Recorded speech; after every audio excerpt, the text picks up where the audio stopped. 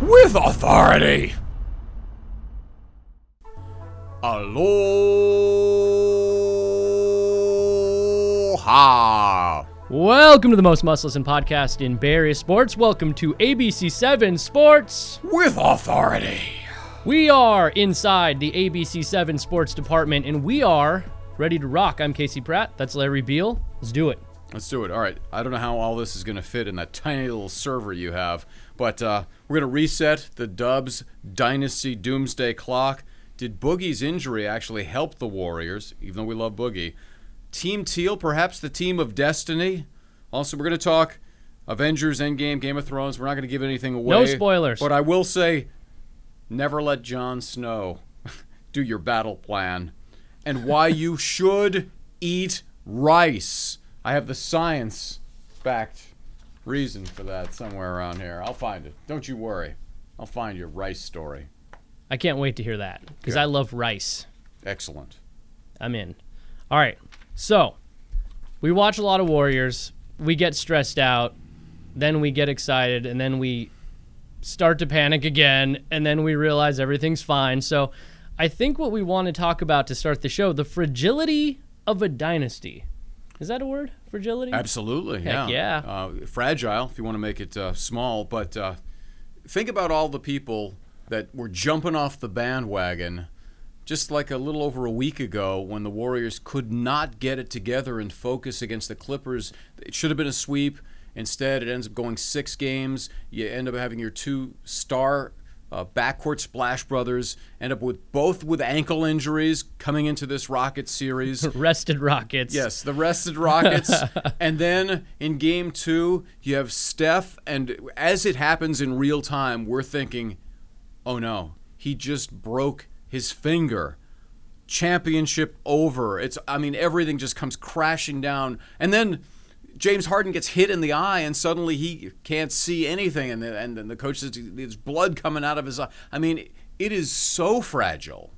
One injury here or there. That's why you never want to play extra games.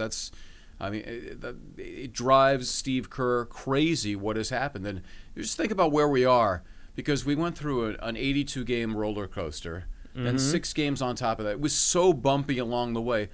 But when they put their mind to it, or collective mind, I guess plural would be minds, when they all get the right focus, like they jumped the Rockets from the start in this series. That's the kind of defense they could have been playing all along, except you'd be exhausted by the end of the regular season. So, yeah, and there were a lot of points. It doesn't just have to be an injury. There was like the Draymond Green, Kevin Durant argument that was like, oh no, this is the end. There was the Steve Kerr getting caught saying something about Draymond Green moment. There's been so many different moments in potential injuries or even Boogie getting hurt. It's just the dynasty is so fragile, and this is why Kerr always says you drink the champagne at the end. It's not easy to do. And I think that with the Warriors, they know exactly what they need to do to get to the promised land. Now, us as passengers, the viewers and fans as passengers along the way, this was the analogy I came up with. I kind of tested this on Larry the other night, but if you were in a car with Dale Earnhardt Jr. and he was driving 140 miles per hour, you'd be in the back seat terrified the entire way. But he'd be sitting there going, no, I got this. He's not nervous. They're not nervous. As we come along for the Warriors dynasty ride, every bump and every little movement as they're driving this high-performance vehicle scares us. It shakes people off the bandwagon. It freaks people out. But all along, they know exactly what effort they need to give, exactly how much defense they need to play, exactly how many games they need to win, and exactly what they do to do it. And it's crazy because, the rested Rockets, the banged-up Warriors, the messing around and losing extra games, it terrified everybody coming in, and then here they are, switch flipped. Up 2 games to none. It's funny because you talk about, let's say, Steve Kerr likes to use the analogy filling your cup. Yeah. This is a fine University of Hawaii water bottle here. But they know it's good for the environment. Exactly how much they need at any given point, and they will give you just enough to do what they need to do, and not a drop more. And the not cup doesn't runneth over until after the championship is won. Because in year five, they've got it figured out for the most part. Yeah. It doesn't leave a lot of margin for error, and that's why I think we overreact to what we see.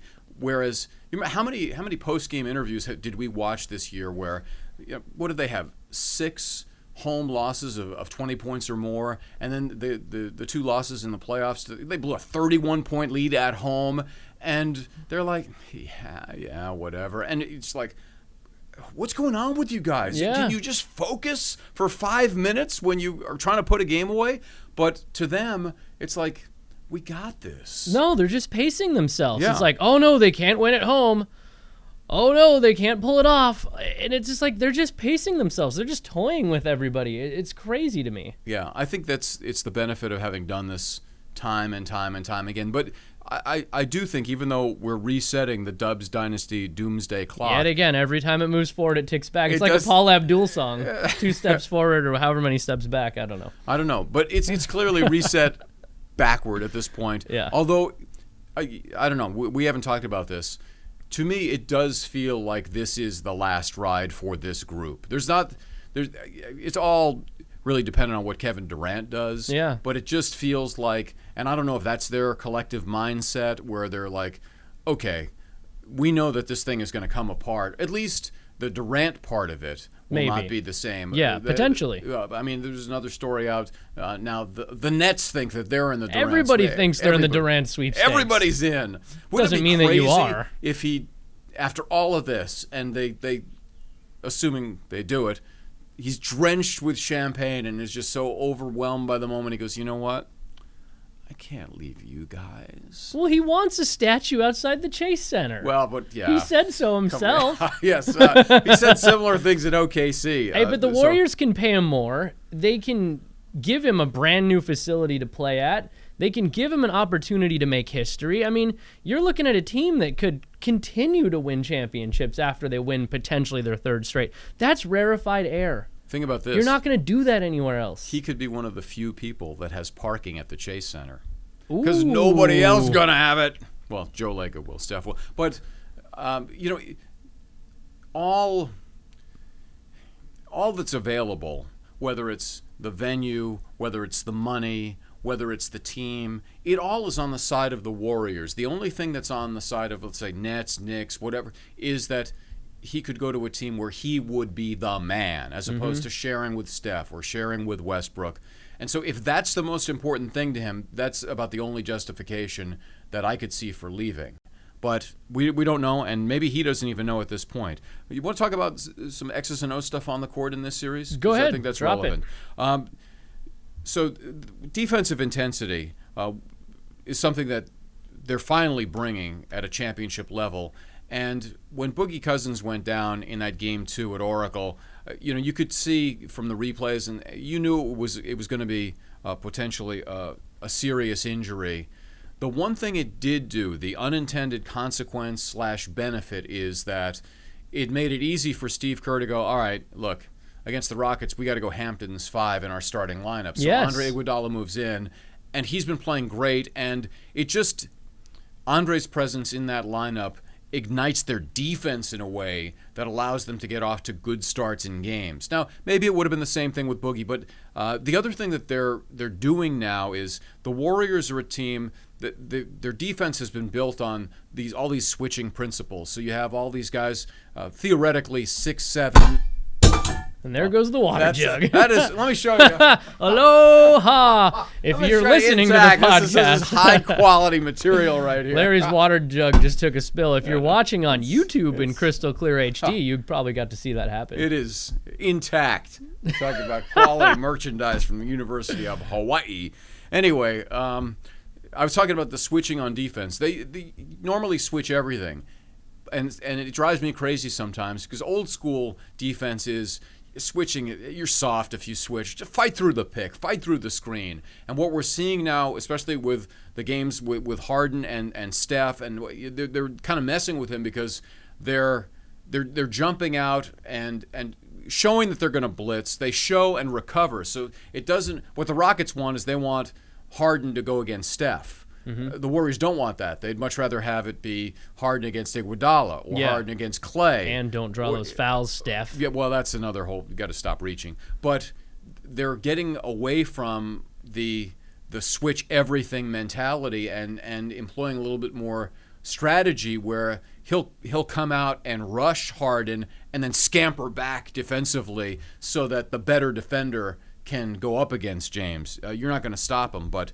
it is a new wrinkle that we haven't seen from the Warriors. So I think they're in good shape. Here's a question, just because a lot of people, it's funny, everybody was on the bandwagon, like, why even play this season, right? Because they got Boogie, they had 5 All-Stars. I mean, it's over. There's nobody's even going to give them any kind of a contest on the way. Then we see the wobbliness, and everybody's in the last couple of weeks where the Rockets playing great, and everybody jumping off during the Clippers series.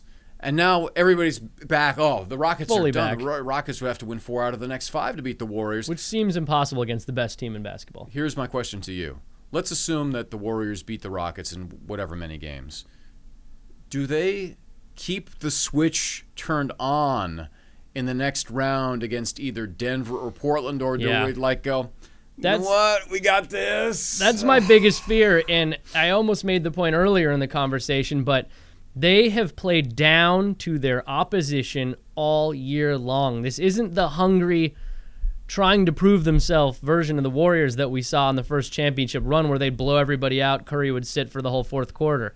This is a team that plays down to their competition. Now, whether that is a critical fault in their game or if it's just them knowing exactly what it takes to win as many games as they need to win, that's up for debate. But I find that the Rockets, to me, are the other best team in the NBA. And if you get past the Rockets this early, I could see a major letdown coming if they can't focus. So that will be the biggest test. Now, if they do get past the Rockets, I mean, to me, it's Warriors versus Warriors at this point. I would agree with that. Yeah. I think it's their talent that's so supreme that, and I've used this line and now before. their experience level, too. Well, yeah. I mean, you're 5 of this, but you can be so good you're no good. Yeah. Because you think, well, I just got this. So we don't have to come out and play this defense. Although if it's Damian Lillard, I think, he's trying to make a statement, especially when he plays at Oracle Arena, and I think that would get the Warriors' attention, perhaps more than the Nuggets with Jokic. Although watching Jokic, it's amazing what he's able to do. He looks like the least athletic guy in the gym. He does, yeah. But he's able to get wherever he wants to go, and his shot is so soft. It comes down to respect and how much they respect their opponent, and you can tell they respect the heck out of the Rockets. Yeah, they have what Steve Kerr likes to talk about, appropriate fear. How about how the officiating controversy completely blew up on the Rockets with them and their report about NBA officials and how they basically got screwed over. This was pathetic. It was pathetic. To leak after you lost a game, your own officiating report saying why you should have won not only Game 7, but a bunch of other games. It's just the worst possible look. I don't understand how you could be so in your feelings that you don't understand how this is going to be perceived. You missed 27 consecutive three-pointers in Game 7 against the Warriors, and then you cobbled together a one-sided report explaining how you should have won that game? Seriously? It's pretty hilarious, That is actually. the worst look I can possibly imagine, and then to leak it after losing yet another game. And that team gets more foul calls than anybody. I know. The strategy It's behind ridiculous. it just seems so lame that at some point somebody in a meeting would have stood up and said, hey, I don't know if this is such a great idea, because every team in the league, in virtually every sport, everybody thinks that the refs are screwing them over worse than the other guys are getting all the calls. But there's statistics to back it up. Well, but, I mean, Harden gets every call. Oh, for sure. But, I mean, the stuff that they're looking at that's in their favor, and all of it is about the landing spot and all that, and by the time people are listening on the podcast, that hopefully will be such long old gone. news, it's not even relevant. But just the notion that you would spend an inordinate amount of time compiling results that you're then sending to the league, which the league is going to go, boom, whoop, and just we don't agree. That's never going to help you. We it's don't just agree. like you say, arguing a foul call isn't going to get them to change their mind. Sure. You just did this times 1,000. Right, and you have two teams with the Warriors and the Rockets that have been at war with the refs for most of the year, and so then to pour a little gasoline on this fire before Game 2, I just thought it was such an odd move and so badly timed. And look, you know what the league is going to say. They're going to stand by their refs. Even, I mean, they did in the 2-minute report admit after Game 1 that there were 3 missed calls that went in the favor of the Rockets. But it's not like anybody's going to overturn a decision. We're not going to, no. You know what? Let's give the Rockets give them the game. The trophy. Yeah, Let's give them the trophy. Give them Game 7, give them the title, give them all of it. So yeah, that's never going to work. And what it did was the Warriors are a team, especially when they had Boogie and Draymond, that really get on the officials.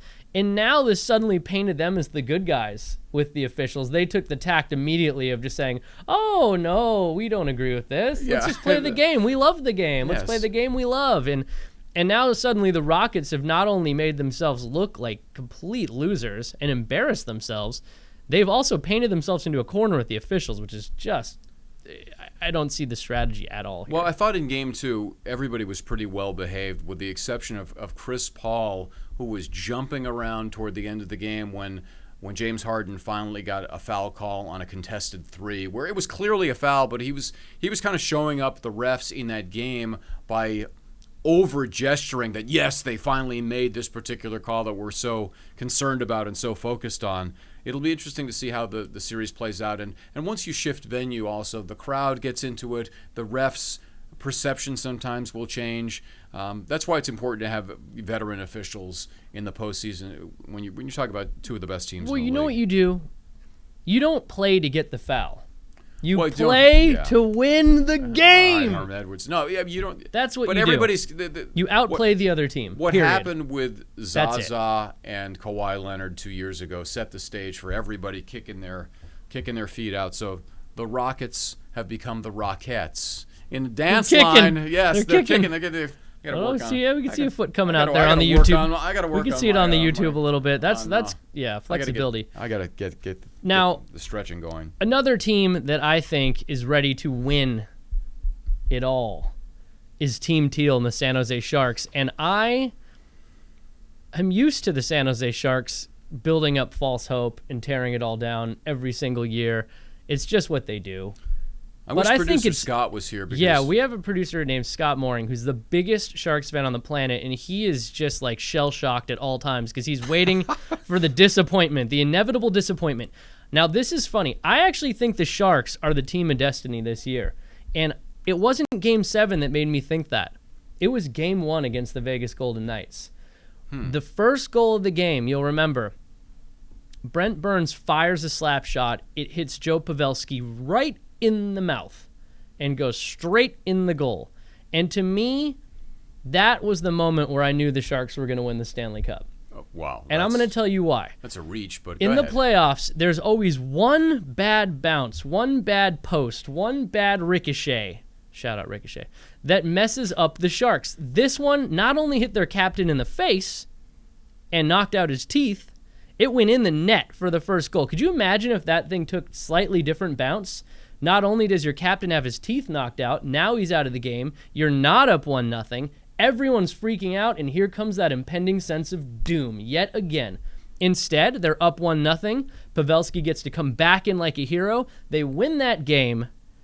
And then after the game, Pavelski even talks to the media. Now, that to me was the moment I knew they were going to win it all. Then Game 7 happened. They were down 3 goals late in the third. During Game 7, were you still convinced that this was not when they were down 3 goals in the third? But that was the moment. And then what happened? Pavelski, ugly fall on the ice, blood everywhere, gut punch. As a Sharks fan, you're looking at that and going, oh, man, Game 7, down 3 goals. Captain is just out. Not good. I mean, you're almost sick to the stomach seeing the blood pour out of his head. And then the next thing you know, it's just goal. And they end up not only tying, but taking the lead. And it was almost like fate intervened. I've never seen anything like it. I've never seen something get so low and then so high in that short of a span in sports. It was unreal. And to pull that off, nothing can stop them now. That was the night the Sharks became the Sharks. I'm thinking poor Joe Pavelski has given so much of his mouth and his head to this playoff series. You can't lose like that. For the sake of Joe Pavelski, I hope they do go all the way. And the sake of Joe Thornton, you need to get him a trophy. Sure. You need to get him the Stanley Cup. But he's dealt with a bunch of serious injuries in the past and played through them. Joe Pavelski's just busted up at this point, although the word is he might be able to come back at some point in this series. They're not ruling him out anyway. But at least in the postseason, he'll probably definitely make it back. And that's the key. If you can stymie the Avalanche mostly without your captain, not to mention all the division winners are out. I mean, this is the easiest path to the Stanley Cup they've ever had. Well, that's the benefit that they have with the upsets. The 1 seeds in both conferences, Calgary and Tampa Bay, both lost. And so that does pave the way a little bit more for the Sharks. Fate. But there's other good teams left, and so we'll see if they end up in the next round, whether it's St. Louis or whatever down the road, Columbus maybe, who knows. But there is also something of a now or never feel with Team Teal, because their payroll is right around $80 million. They're in the top 5 in the league, and their owner, I love his name, Hasso Plattner. And he has said in the past, basically his position has been, look, I'll pay the money for a championship team, but you've got to deliver a championship team. In other words, he doesn't want to spend all this money to acquire an Erik Karlsson and then have the team get bounced in the first round of the playoffs, which almost happened, or not make the playoffs. So, if they don't win it all this year, expect some significant changes with the Sharks. I'm sure all the players know it, that they're not going to maintain an $80 million payroll. Yeah, and Jumbo's not staying forever. And I mean he's ready to ride off in the sunset. So much like the Warriors dynasty, it's almost like this. Well, except the Sharks don't have a dynasty. Yeah, but they make the playoffs every year. I mean, pretty much. It's not enough anymore for Sharks fans. They need to win it all. They need to celebrate. I think this is the year. If it's not this year, do it for both Joes. Do it for the Joes, and do it for Hasso Plattner. Hasso Prime Rib. His name right. Good restaurant. Speaking of restaurants, are we gonna do the question right now? I have in my hand. Okay. Something very special. Our producer we should Leonard tell everybody you're is holding not an envelope. available here today, so we are going it alone here. And every show we let him ask us a question. So in this sealed envelope is his question, and we have not opened it yet. Are we even recording? Do we know we're recording? I hope we're recording. Yeah, otherwise, I did it myself. A lot of shouting that for could nothing. be bad. All right, are we ready for the question? Go ahead. Go ahead. All right. You unfold that. I'm gonna get something. Oh my, this is a good one. And it'll also be a great segue into our Tell Me a Story segment. Let's see if we can read this. I'm going to hold it up. I'm back. For YouTube. If you're on YouTube, you can see it. The question is, if you were a character in Game of Thrones, how would you claim the Iron Throne? Oh, goodness. Wow, that's deep. I thought it was going to be an Avengers question. If we were an Avenger, who would we be? But if you were an Avenger, how would you claim the Iron Throne? Yeah. All right, so that's our question. Oh man. Don't. Let me look at this again. You want to look at the question again while you think? He's stalling. You answer it first. Yes, I am. I would do it with a much better battle plan than young Aegon Targaryen. Don't take my theme of Jon Snow, the worst tactician in the history of military maneuvers. Oh man. Okay. I don't know how I would claim the Iron Throne because, I mean, it really just depends on your bloodlines, essentially. You have to have some claim to the throne. You kill people off to get the throne. Okay, so if you don't have the claim to the Iron Throne, you have to essentially wipe everybody out. Right. So, I mean, no spoilers, but I would probably do it much like Tyrion Lannister with wit and smarts, because I don't think I have, like, the sword-wielding skills. I've never wielded a sword. So is that why you put the glasses on today? Yeah, I put the glasses on so I could be smart. So I would use it with cunning. I would try to side up with a lot of the smart people like Tyrion and Varys and try to play the little finger game, so to speak. That didn't without well making the critical misstep. So I would probably use that and trick people into doing my bidding, and then when the time is right, stab someone in the back. Nice. Take that throne. Nice. Yeah, evil style. That's how I would do it. This doesn't really match up with my theory on this that we've talked about, because everybody that is a Game of Thrones fan was wondering heading into episode 3 who was going to live and who was going to die, and how this would ultimately play out, and what series of events would take place that would get whomever on the throne at the end. See, my personal feeling is that the person that occupies the throne will be the baby, Jon Snow's baby with Daenerys? With Daenerys, the queen of dragons. Yeah. So I can't really answer or the question. Cersei's baby. I've got well, that would work. Maybe there'll be like a baby battle.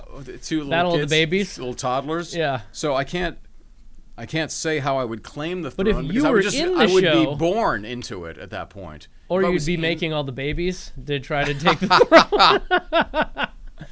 Let's not go there. Yeah. Yeah, so if you were a character in the show, just you being in that era or fantasy realm, so to speak, what would you do? That's a tough one. I think you're going to have to do a lot of what you said. You're going to have to outsmart some people, and you're just going to have to shank some people. To get to the top. When the time is right. Don't be in the front lines. Don't be in the battles. Don't be the one sending the people to the battles. Don't mount a horse with 2,000 of your best friends and ride off into the darkness, hoping to find your opponent who's about to destroy you. Don't do that, Jon Snow. All right, that's one way to do it. This is a perfect segue into Tell Me a Story. We're gonna call this story Endgame of Thrones, and I think we've had one of the most spoiled, visually spectacular entertainment weekends in the history of the world. And so my story, I'll keep it short and then we can get into the real stuff. Monday was my birthday. I'm not looking for birthday wishes, but the story is my kids were at school. My wife was at work. We literally never get to the movies because we have 2 little kids that won't sit through them. And I was like, all right, if I'm going to see Avengers Endgame, this is my shot. So I woke up in the morning. I got the first showing, 11 a.m. How many people were in there in the theater? Actually, a pretty good amount. Really? Like, the concession lines were so long, I didn't even go get popcorn. It was so long. So there's a lot of people there at 11 a.m. on a Monday. On a Monday? On a Monday. That's amazing. So I got up. I realized I had to fold some kids' laundry because if I don't make it look like I actually tried to do something around the house, I'll get in big trouble, even if it's my birthday. No, on your birthday, you should have no responsibilities. So I folded laundry while watching the Battle of Winterfell again, the second time. As soon as that ended, I had to rush straight into Endgame, and I watched that too. So in one essential sitting, in one 5-hour span, I was treated to both Game of Thrones and Avengers Endgame, and I have to say, I left the theater feeling like everything we do is so small and insignificant. Like, the way that they managed to pull off both of these projects independently, each of them are amazing in their own ways. I mean, unbelievably amazing. Just spectacular viewing. Yeah, what they're doing and on the scale they're doing it at, which is poor grammar, but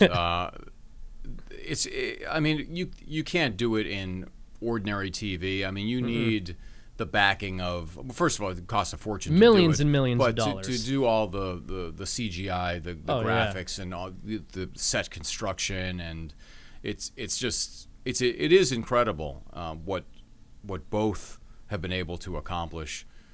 Game of Thrones more so because this is season 8 of Game of Thrones, and there's not a lot of medieval settings around where you can just go park yourself for months at a time to shoot. I mean, there are some. I mean, you could shoot in some castles and things like that, but to recreate entire cities or areas where all of these characters are and for long periods of together. time. Yeah, no, I looked up some figures. It took 55 days to shoot that Battle of Winterfell for that episode, The Longest Night. The budget for the season was $90 million. It averages out to about $15 million per episode. Woo. 8 characters. I'm not going to spoil anything. You've probably seen it by now. 8 characters die in that episode. That's about $1.875 million per character death if you average out the cost. The battle, the show, 82 minutes long. 750 people were involved. So It was the longest battle scene in cinematic history on a Was television show. Okay. And I mean, it was just spectacular. It could have been a lot shorter if John had some smarts about him. Dig a ditch, wait for your White Walkers to come, funnel them into one choke point, strafing run with dragons. Then have your dragons fry them with fire. And instead of a 90-minute show, episode 3, it would have been about like 7 minutes. So how much did Avengers Endgame net opening weekend? $1.2 billion with a B dollars, which is incredible. Now, one thing you have to keep in mind with those statistics, which get blown up every year, is that it costs more to go to the movies now. Yeah. So that is a factor. It's not necessarily the sheer number of people that have seen the movie, because obviously if you went back to whatever year Gone with the Wind came out, it probably cost 75 cents to go to the theater. It's true. So their overall revenue would be much lower, but 1.2 billion is crazy. It is crazy. Now, I'm going to ask you a very serious question. At the end of Endgame, okay, did you cry? No. No? No, why would I cry? Because it was emotional. I was not. No, I didn't. Larry didn't cry. I didn't cry either.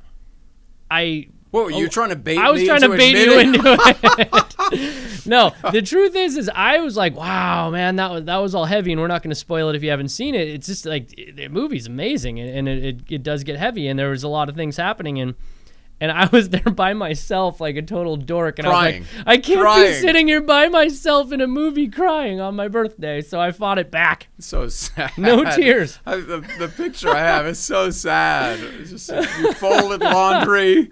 You went by yourself. The line for popcorn was too long, Battle so of you didn't Winterfell. You didn't go get popcorn. You're hungry. Yeah. You're malnourished. I'm just crying you're by You're myself emotionally distraught in my little because chair. I mean, it's just what a sad birthday. Yeah, it was actually an awesome experience. I mean, watching both those back to back was pretty cool. But I did not cry. Well, I'll say this: some characters didn't make it, and Chris Evans before the movie had said he was not going to do any more Captain America films, so it was not a surprise.